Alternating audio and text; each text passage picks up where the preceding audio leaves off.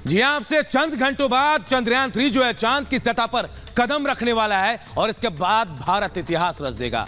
भोपाल के regional science centre में इसके लिए खास तैयारियां की गई है। बाकायदा मॉडल बनाकर चंद्रयान 3 का रखा गया है और इसे देखने के लिए बहुत सारे लोग भी यहां पहुंच रहे। एक रिपोर्ट आपको दिखाते हैं, देखिए।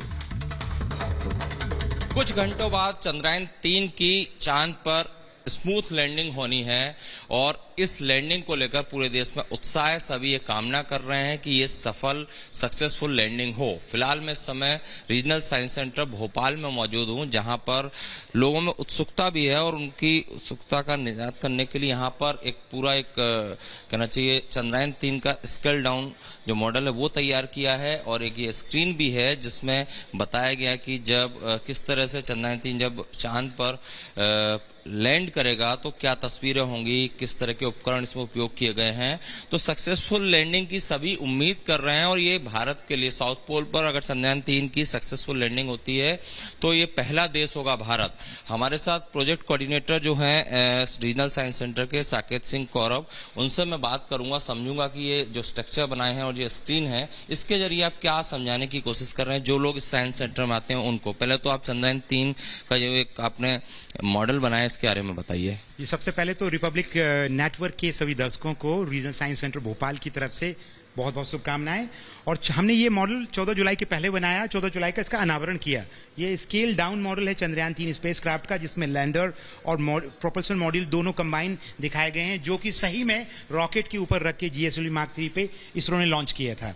और उसके बाद इसकी जो यात्रा है 14 जुलाई से लेके 23 अगस्त तक की, वो पब्लिक के अंदर उसमें उत्साह है और उसकी जिज्ञासा पैदा करने के लिए हमने ये ऑडियो भी पहले ये जानना चाहूं, चंद्रयान 3 अगर सामने से कोई देखे तो बिल्कुल ऐसा ही दिखता है। बिल्कुल, मतलब आप कहेंगे हूबहू।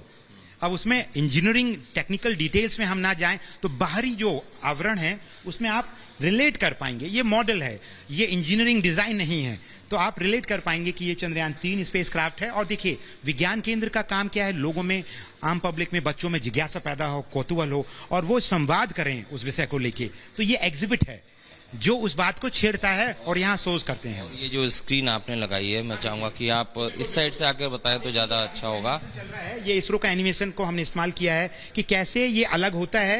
ये प्रोपल्सन मॉड्यूल है, ये लैंडर है चंद्रयान 3 का। ये 23 अगस्त को यही घटना घटने वाली है। अभी के हालात ये हैं कि देखिए ये कैसे चंद्रयान 3 को लैंडिंग होते हुए दिखाया जा रहा है, उसके रॉकेट फायर होते हैं और वो साउथ पोल के करीब उतर रहा है। Thanks to ISRO for making such a wonderful video. और हमने पब्लिक के लिए ये डिस्प्ले कर रखा है। देखिए, जैसे ही उतरता है, टच करता है, इसको सॉफ्ट लैंडिंग कहते हैं।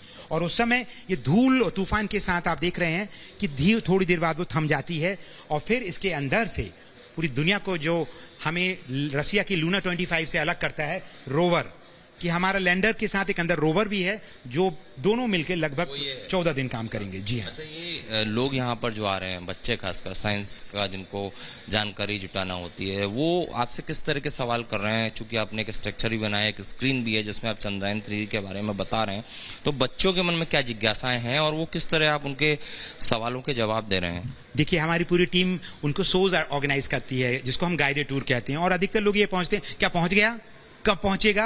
और देखिए, आज चंद्रयान 3 का जो नेशनल फर्वर है, लोगों में इतनी रुचि पैदा हो गई है कि भाई कितने दिन में पहुंचेगा, अरे कब का निकला है, अभी तक क्यों नहीं पहुंचा। इस तरीके के सवाल आते हैं। वो आम जनमानस के भी सवाल हैं वो, और वो इसलिए भी हैं क्योंकि उन्होंने देखा है या सुना है कि अमेरिकन स्पेस एजेंसी नासा हो या रसिया हो, रॉस्कोमॉस, या जापान की जैक्सा हो, या तमाम विकसित राष्ट्र, इवन चाइना, वो 4 से 5 दिन में पहुंच गए, तो हमको लगभग 40 दिन क्यों लगे।